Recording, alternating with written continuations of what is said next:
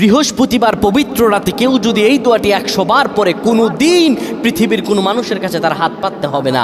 পৃথিবীর সব কিছু তার পায়ের নিচে আল্লাহ হাজির করে দিবেন। দারিদ্রতা থেকে মুক্তি দান করবেন, বিপদ আপদ থেকে মুক্তি দান করবেন, তার সম্মানকে সুউচ্চতা দান করবেন, অসুস্থতা থেকে দূরে রাখবেন। আল্লাহর অশেষ দয়া ও রহম তাকে দান করে দিবেন। সুবহানাল্লাহ। বৃহস্পতিবার রাত এটি গুরুত্বপূর্ণ রাত। এই রাত সপ্তাহে একদিন আসে। আরবিতে রাত আগে আসে, দিন পরে আসে। সুতরাং বৃহস্পতিবারের যে দিন গিয়ে রাত, এটি বৃহস্পতিবার রাত নয়, এটি শুক্রবারের রাত, এটি জুমাবারের রাত, এটি দোয়া কবুলের রাত, আল্লাহর কাছাকাছি হওয়ার রাত। সুবহানাল্লাহ। এই বৃহস্পতিবার রাত আল্লাহ তাআলা বান্দার দোয়া কবুল করেন। কেউ যদি বৃহস্পতিবার রাতে ঈশা নামাজের পরে পবিত্র হয়ে ইয়া হাইয়ু ইয়া হাইয়ু ইয়া হাইয়ু ইয়া রফিয়ু ইয়া রফিয়ু ইয়া রফিয়ু এই দোয়াগুলো পড়তে পারে 100 বার, আল্লাহ রাব্বুল আলামিন